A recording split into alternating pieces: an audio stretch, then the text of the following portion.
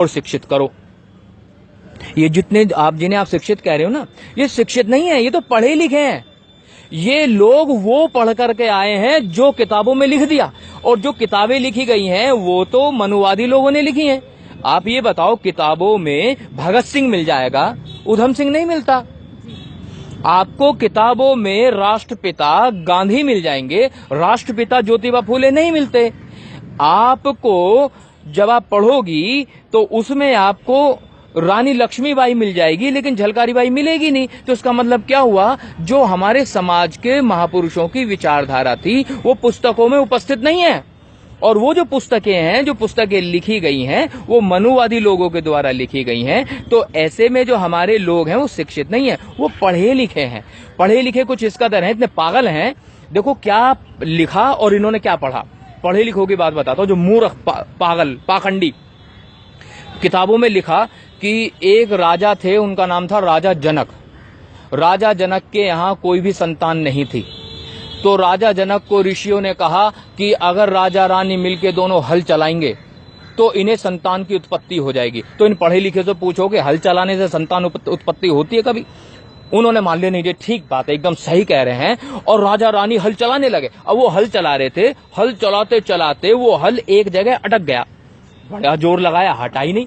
फिर वहां गड्ढा खोदा तो देखा कि उसमें एक मटका निकला, घड़ा। अब घड़ा निकाला तो देखा घड़े में कन्या भी है। अब घड़े को फोड़ के कन्या निकाल ली और उस कन्या का नाम रखा गया सीता। और जितने भी ये पाखंडी पढ़े लिखे घूम रहे हैं, इन सब लोगों ने स्वीकार कर लिया। लेकिन मैं तो पागल हूं ना, मेरी बुद्धि में नहीं आया। मैं अपने आप से सवाल पूछ रहा हूं कि बच्चे अब खुदाई में निकलेंगे?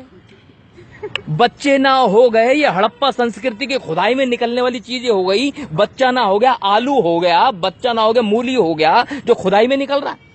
इतनी मूर्खता, इतना पागलपन। ऐसे ही ये वो है जो इन्होंने लिख दिया और हम लोगों ने पढ़ लिया। ये बाकायदा लिखी हुई है किताबों में, इन मूर्खों ने लिखी है। एक कहानी और लिखी इन्होंने। एक ऋषि हुआ करता था, उसका नाम था ऋषि दुर्वासा। अब वो कुंती जहां रहती थी, कुंती राजा की बेटी थी, तो आए वहां, तो कुंती ने बड़ी सेवा करी उसकी। अब जब सेवा की तो वो कहने लगा, ऋषि बेटी मैं तेरे को मंत्र देकर जाऊंगा, और मंत्र ऐसा है जैसे वो मंत्र पढ़ेगी तो जिस देवता को तो बुलाना चाहिए आ जाएगा। तो ठीक है साहब, दे दो। उसने मंत्र दे दिया। अब किसी को कोई नई चीज मिले तो बड़ा खुश होता है, उसका इस्तेमाल करके देखे। नया मोबाइल आए तो मन करता है बार बार उसके बटन दबाए, तो उसे भी नया मिल गया वो। अब उसने वो मंत्र पढ़ दिया। मंत्र क्या पढ़ गया, वो तो ऐसे स्मार्टफोन हो गया कि विजेट खुल गए। बताओ कौन से देवता को बुलाना है? इंद्र को बुलाना है, वायु देवता को बुलाना है, वरुण को बुलाना है। अब उसने गलती से सूर्य देवता को बुला लिया। अब सूर्य देवता वहां प्रकट हो गए। सूर्य देवता आकर कह रहे, मतलब सूर्य, ये जो सूर्य दिख रहा है, सूर्य वहां पर आगे कह रहे हैं बता बेटा क्या चाहिए। जी भाऊजी मैं तो वैसे ही बुला रही थी, मैंने तो वैसे ही मंत्र पढ़ना, वैसे कुछ नहीं। अब तो मैं आ गया, मैं तुम्हें कुछ दे के जाऊंगा।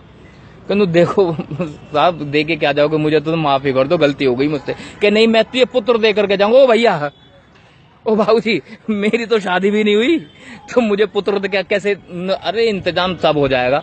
उसने ना जाने कौन सा मंत्र पढ़ा, सूर्य देवता ने ना जाने कौन सा, मतलब कौन सी औषधि लगाई, एलोपैथिक लगाई, होम्योपैथिक लगाई, ईरानी के साथ यूनानी भी पेल दी, और कुंती के कान में से एक बच्चा पैदा हुआ, कान में से।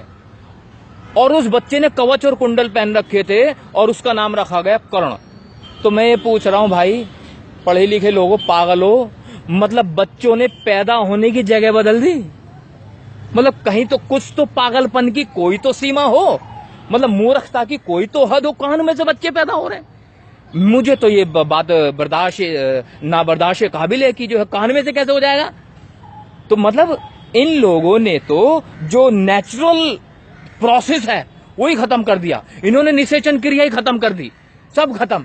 तो मैं ये कहना चाह रहा हूं, जो पढ़े लिखे लोग हैं, जो समझदार लोग हैं, इन्हें कम से कम विज्ञान पे भरोसा होना चाहिए।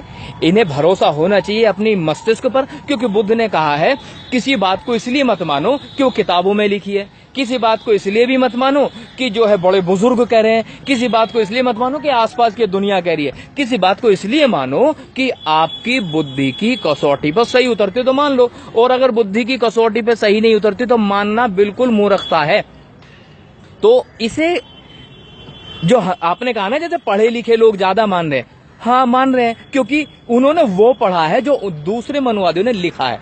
तो मैं ये कहना चाह रहा हूं, जिस दिन हमारे देश में महात्मा ज्योतिबा फूले को पढ़ाया जाएगा, भगवान गौतम बुद्ध को पढ़ाया जाएगा, माता सावित्रीबाई फूले को पढ़ाया जाएगा, पेरियार ईवी रामास्वामी नायकर को पढ़ाया जाएगा, सरदार उधम सिंह को पढ़ाया जाएगा और बाबा साहब को पढ़ाया जाएगा, संत शिरोमणि कबीरदास को पढ़ाया जाएगा, संत शिरोमणि रविदास को पढ़ाया जाएगा, संत शिरोमणि तुकाराम को पढ़ाया जाएगा, संत गाड़गे को पढ़ाया जाएगा, तब कहीं जाकर के इस समाज में परिवर्तन की आप उम्मीद कर सकते हो। क्योंकि अभी जो पढ़ा लिखा समाज है केवल वही पढ़ रहा है जो लिखा गया है।